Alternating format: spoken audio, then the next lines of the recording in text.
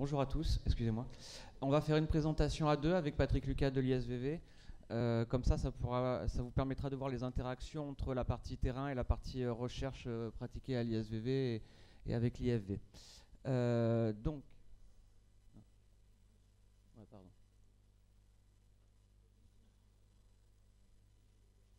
Clic gauche. Donc du coup, ce qu'on voulait faire, c'est vous faire un petit rappel de tous les projets qu'on avait fait ces dernières années en microbiologie, parce qu'on voulait vous montrer un petit peu l'interaction qu'il y a eu dans tous ces projets. Et finalement, on voit qu'un projet pousse l'autre et on se sert, entre guillemets, de ce qui a été fait dans les projets précédents pour continuer à avancer. Donc voilà une petite présentation rapide. On est parti au départ des projets nationaux et européens, Casdar-le-Vimbier et Walloine, dont je vais vous faire la présentation. On va vous faire le détail un petit peu de tous ces projets plus tard. Des projets sur les Brettanomyces et la bioprotection qui sont arrivés derrière parce qu'on a développé des outils finalement dans Walloine et dans Casdar-le-Vimbier qui ont permis de commencer à travailler sur ce genre de projet. Et derrière, tous les projets de Vincent SO2 qu'on a pu qu'on est en train de mettre en place en ce moment, et la suite un petit peu du Casdar-le-Vimbier avec les pieds de cuve Malo. Là où je voudrais revenir sur ces projets-là, on essaie de les articuler et de les construire comme ça, d'avoir une partie recherche fondamentale, gérée par l'université, une partie recherche appliquée avec l'IFV et des microvinifications, et après l'application sur le terrain. Mais on essaye toujours de construire dans cet ordre-là, entre guillemets, les projets qu'on monte ces dernières années. Donc pour entrer dans le détail, les projets Casdar-le-Vimbier Walloine, bon, vous avez déjà eu pas mal de présentations autour de ces projets. L'idée, c'était d'explorer les populations indigènes présentes dans les vignobles, entre guillemets. Donc déjà, une première étape de caractérisation de la diversité microbienne présente sur le terrain, avec une orientation Saccharomyces pour le Casdar et une orientation plus sur des levures non Saccharomyces sur le projet Wild One. Dans le projet Casdar, deux grands axes. Une partie fermentation indigène et développement de techniques pour améliorer la fermentation indigène, et une partie sur la sélection et améliorer justement la sélection et la rendre disponible à l'exploitation derrière. Dans Wild Wine, un petit peu la même chose sur la partie sélection, mais avec l'ajout des populations non Saccharomyces, et donc une sorte de diversité pour créer des levains mixtes avec différentes populations de bactéries.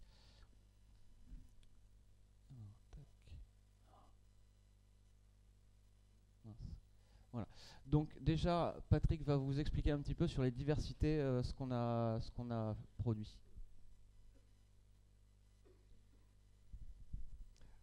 Bien, bonjour à tous. Donc, je prends le relais pour la partie, on va dire, plus scientifique, mais vous allez voir, ça va être très simple. Donc à l'ISVV, on a une poignée de microbiologistes qui nous sommes spécialisés depuis quelques années, et à la suite de nos prédécesseurs, hein, et ça remonte à Émile Pénaud, nous sommes spécialisés sur la diversité des levures et des bactéries qui sont présentes dans les vins et au vignoble aussi. Sur la diversité, pas seulement des espèces, parce que vous savez qu'il y a différentes espèces dans les vins et au vignoble, mais sur la diversité des souches de chacune de ces espèces. Et on s'intéresse aussi bien aux bonnes levures, on va dire, celles qui font les fermentations, et puis les bonnes bactéries qui font les fermentations également. Et on s'intéresse également aux mauvaises, comme typiquement Brettanomyces, et puis aux alternatives, on va dire, comme par exemple les non-Saccharomyces, que vous savez qui ont une certaine utilité, en tout cas certaines d'entre elles aujourd'hui. Et notre objectif, eh bien, c'est au cours de ces différents projets d'analyser la diversité que l'on appelle intraspécifique, ça veut dire la diversité de chaque espèce sur laquelle on s'est penché. Qu'est-ce qu'il y a comme individu à l'intérieur? Et on se pose des questions comme par exemple, existe-t-il des levures ou des bactéries de terroir dans les exploitations, dans vos exploitations? Y a-t-il des levures qui sont spécifiques à votre exploitation, qui ne sont pas présentes chez le voisin ou nulle part ailleurs? C'est ce genre de questions qu'on s'est posé, on a essayé de répondre d'un point de vue applicatif, et puis scientifiquement, évidemment, beaucoup d'autres questions sur l'évolution de ces micro-organismes. Alors dans le premier projet que l'on avait réalisé avec donc le syndicat de vignerons bio, l'IFV et quelques autres partenaires, on a analysé surtout les levures et bactéries impliquées dans les fermentations. Donc Saccharomyces cerevisiae pour la fermentation alcoolique et Eunococcus honi pour la fermentation malolactique.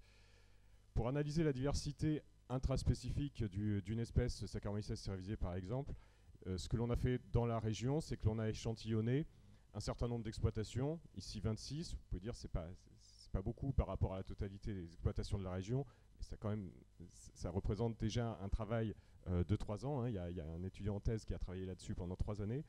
Et c'est quand même assez représentatif. Et nous, d'un point de vue statistique, ça nous permet de tirer des conclusions qui sont valides. Donc plus de 600 souches de Saccharomyces cerevisiae ont été isolées de ces vins ou vignobles de 26 exploitations. Et puis on utilise toute une batterie de tests génétiques, d'analyses que l'on est capable de faire. Alors ça fait ce type d'images que vous pouvez voir à côté, qui sont très décoratives mais très peu explicites. Mais par contre, on arrive, nous, à en tirer des conclusions qui sont intéressantes. Ce n'est pas seulement de jolies images.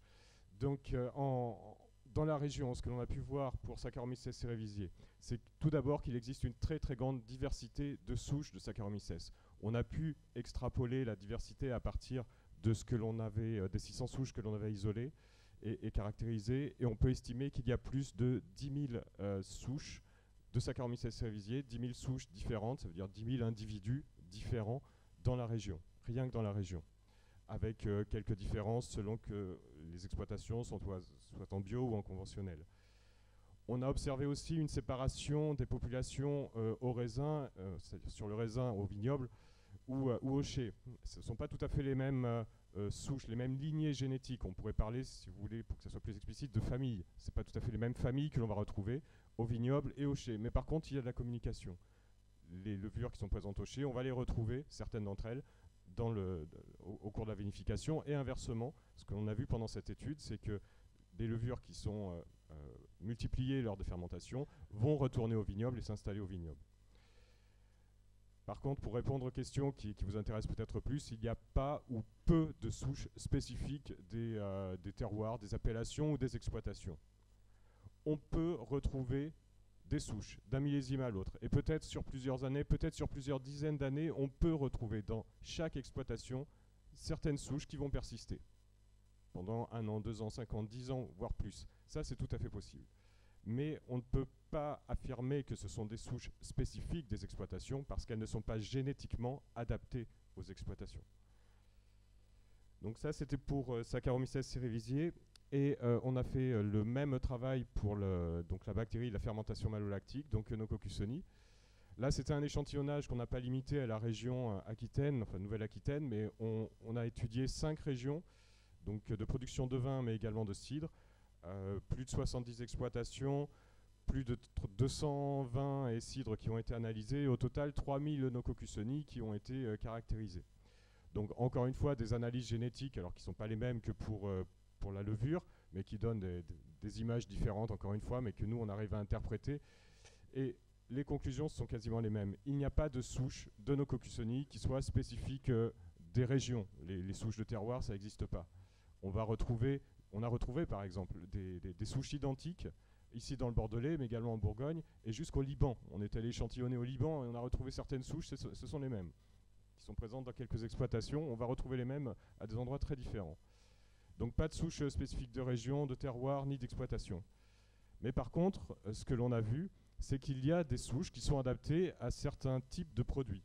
Les souches de vin blanc et champagne, par exemple, que l'on a analysées en Alsace et du côté de Reims, eh bien, ces souches-là, et en Bourgogne bien sûr, ces souches-là sont différentes. C'est vraiment une famille particulière. Et on peut imaginer que si on analyse plus précisément différents types de vins, d'autres types de vins, on va retrouver des familles qui sont adaptées pour produire ces vins-là.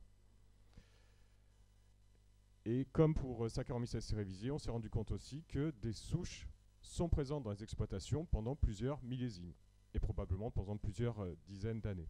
Ça ne veut pas dire encore une fois que ces souches sont adaptées aux exploitations, elles ne sont pas génétiquement adaptées, mais elles sont résidentes et elles peuvent justifier que des producteurs souhaitent privilégier l'utilisation de ces souches-là plutôt que d'autres souches commerciales par exemple.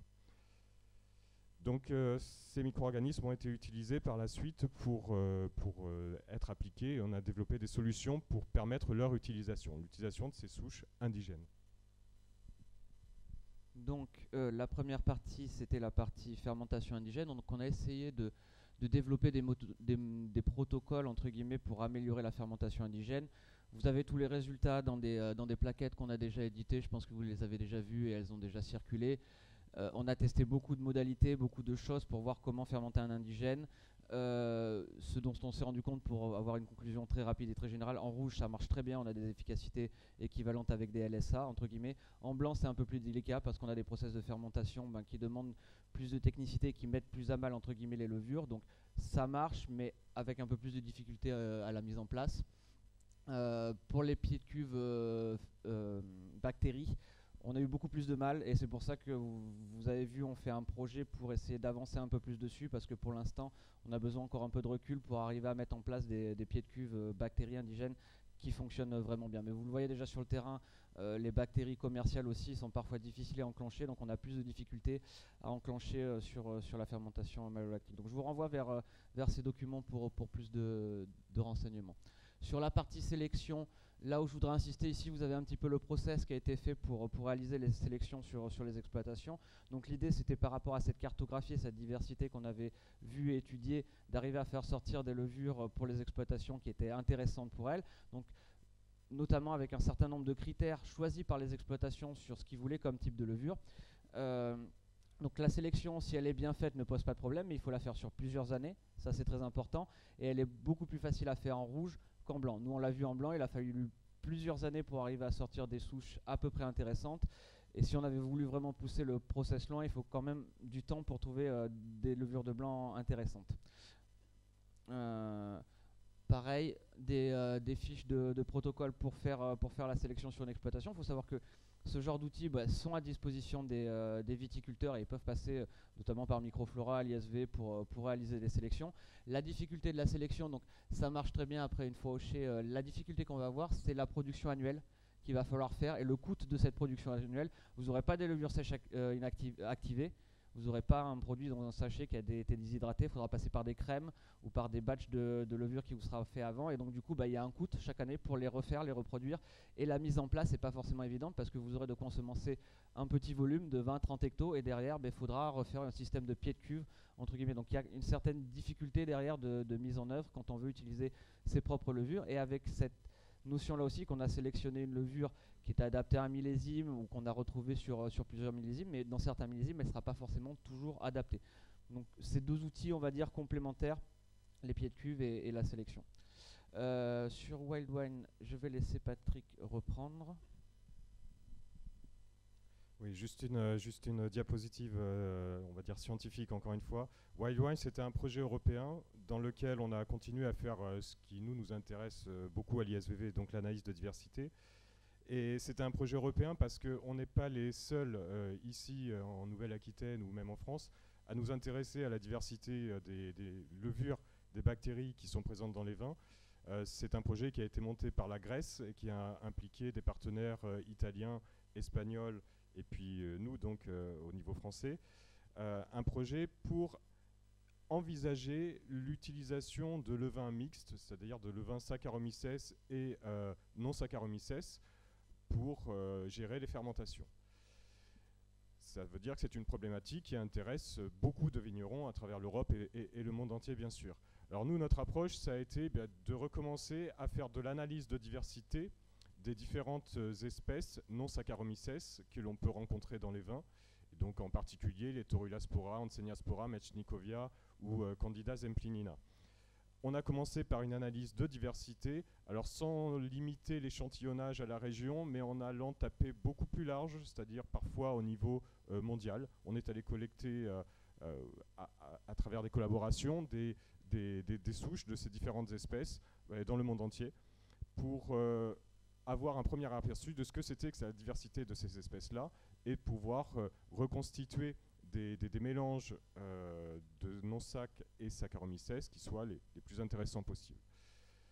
Donc de très larges échantillonnages ont été réalisés et puis des analyses de diversité génétique ont été produites également. Je vous donne juste ici une autre image, donc un exemple pour Torulaspora delbrueckii, où l'on voit en rouge, bleu, vert, jaune différentes familles. Et là, comme on l'avait pu le constater pour d'autres espèces, eh bien, par exemple, les Torulaspora que l'on rencontre dans le vin ne sont pas les mêmes, ce n'est pas la même lignée génétique que celle qu'on va rencontrer dans différents types d'environnements et par exemple dans les industries laitières, en bleu ici, les souches technologiques, c'est de l'industrie laitière.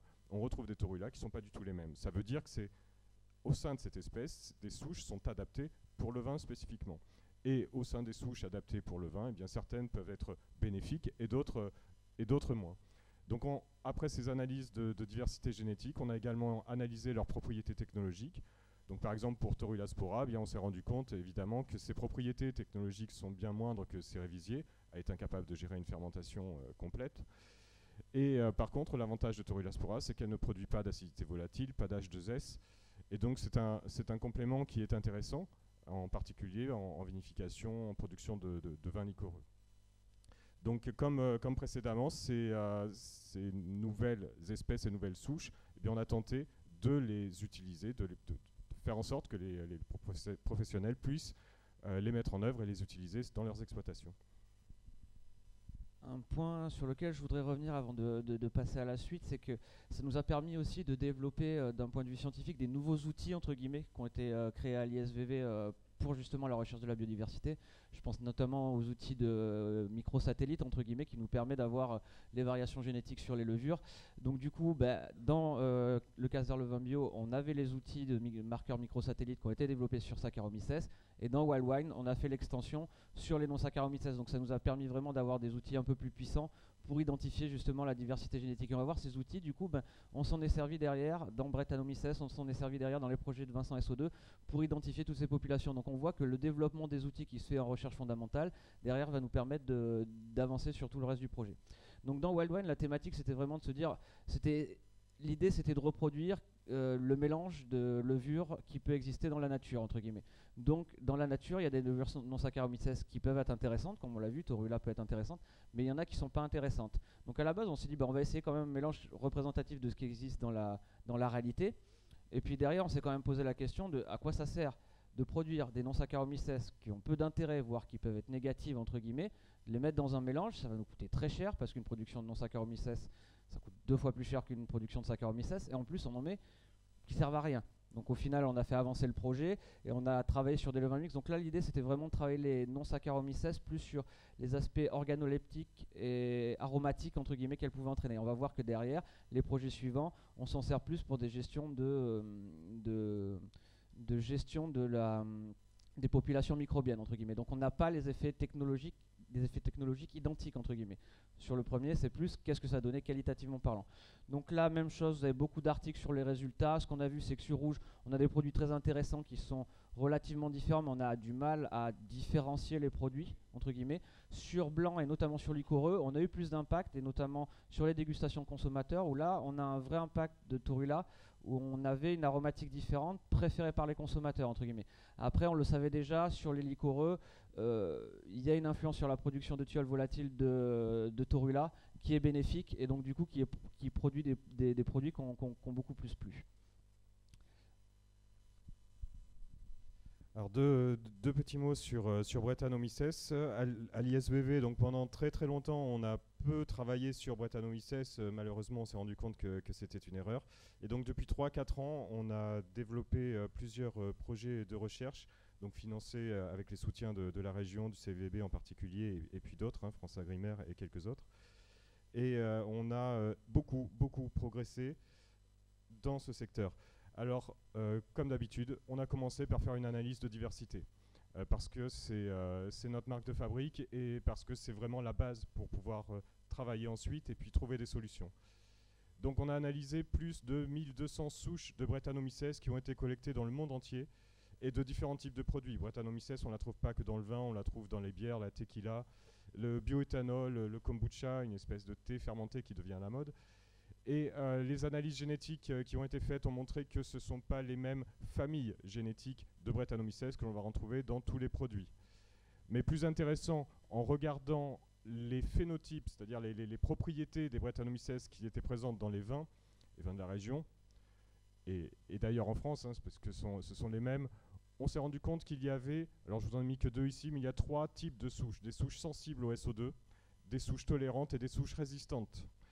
En gros, des souches sensibles, si on leur met du 0,4-0,6 mg/litre de SO2 actif, ça leur fait du mal et elles ne peuvent plus se développer. Donc d'utiliser du sulfite contre ces souches-là, c'est intéressant. Mais il existe des souches tolérantes et des souches résistantes c'est le petit graphe de la droite là, qui, bien celles-ci sont totalement insensibles à des teneurs en SO2 actifs de 0,6 mg par litre. Donc, et ces souches-là sont abondantes puisqu'elles représentent 30 à 40% des souches que l'on va rencontrer dans les vins. Donc ces caractéristiques nous ont conduit à essayer de développer un test qui permettrait de différencier les deux types de souches. Comme on connaissait maintenant leur diversité génétique, eh bien, un test de biologie moléculaire, alors qui devrait être accessible à tous les laboratoires d'analyse, a été mis au point. Donc c'est un test qui peut être réalisé à partir de vin ou de levure de Brettanomyces isolées sur des milieux de culture, comme les petites boîtes que vous voyez avec les taches blanches là. Et en tout cas, c'est des boîtes qui viennent de vin, bien sûr. Et par un test de PCR, on peut dire aujourd'hui si les Brettanomyces qui sont présents dans un vin sont résistantes, tolérantes ou sensibles au SO2, ce qui peut orienter bien sûr la stratégie de traitement et d'élimination de cette levure de contamination. Voilà pour ces projets-là. Donc moi je passe à la partie bioprotection, je vais aller un peu plus vite parce que là pas beaucoup de résultats à vous présenter, on est en train de les compiler. Donc l'idée c'est on avait utilisé les non-Saccharomyces, on les avait évalués pour des questions qualitatives, mais on savait qu'il y avait d'autres utilisations possibles. Donc une autre utilisation possible c'est l'occupation de l'espace en début de fermentation et les intérêts qu'il peut y avoir à les utiliser pour ne pas utiliser de SO2 entre guillemets et occuper l'espace. Donc c'était le principe du projet bioprotection où on a étudié justement des solutions de bioprotection, bah celle-là elle s'affiche pas, des solutions de bioprotection et des solutions alternatives pour ne pas utiliser de SO2 en fermentation. Donc on était vraiment on commençait les projets sur l'élimination, la réduction du SO2 dans les vins, et on s'était attaqué à la partie fermentaire pour commencer entre guillemets, et voir les différentes modalités qui pouvaient être intéressantes pour faire des fermentations sans SO2. On est en train de finir de compiler la plaquette qui présente l'ensemble des résultats. On a des choses très intéressantes sur des fermentations sans SO2 qui se sont relativement bien déroulées, des outils qui fonctionnent relativement bien pour arriver à vinifier et fermenter sans SO2. Donc du coup, comme je vous disais tout à l'heure là très rapidement, on essaye d'avancer aussi sur la partie indigène et les fermentations indigènes en malolactique, donc avec la réutilisation de lait de l'année précédente, entre guillemets. Bon là je vais très très vite là-dessus parce qu'on n'a plus beaucoup de temps. Et donc là où on en est arrivé au jour d'aujourd'hui, c'est de travailler sur la chaîne complète des vins sans SO2. Donc là, 2 grands projets ont été mis en place, financés par la région et le CIVB. Donc l'idée, c'est qu'on a bien regardé ce qui se passait en fermentation. Il y a quand même un certain nombre de questions qui se sont posées parce que le projet a duré que1 an sur bioprotection. Donc là, l'idée, c'est qu'on élargit. Déjà, on caractérise et on essaie d'identifier ce qu'est un vin sans SO2 à Bordeaux, parce qu'il y a déjà pas mal de producteurs qui en produisent. Et donc là, comme il a été fait sur le bouquet de vieillissement des vins de Bordeaux, on essaye de voir qu'est-ce que c'est qu'un vin sans SO2 aujourd'hui à Bordeaux, et vers où on veut aller pour ces vins sans SO2, donc avec toute la batterie d'analyse chimique, d'analyse des molécules aromatiques pour avoir une cartographie, une identification de ces vins-là. Derrière, ça nous donnera des objectifs produits qui doivent être développés, donc de pouvoir mettre en place des itinéraires avec des outils, et notamment des outils de bioprotection pour réaliser des fermentations sans SO2. Derrière a été aussi rajoutée la partie élevage, qui est un point important sur lequel il va falloir travailler parce que c'est une partie difficile à gérer, entre guillemets, on va dire. Et puis toute la partie sur des process innovants de traitement, dont Emmanuel et Rémi vont vous parler en partie. Voilà. Je crois que j'ai terminé. Donc là, ici, vous avez les principaux partenaires, et ici, l'ensemble des partenaires de tous les projets que je vous ai présentés, et les financeurs qui nous ont soutenus sur tous ces projets. Merci beaucoup.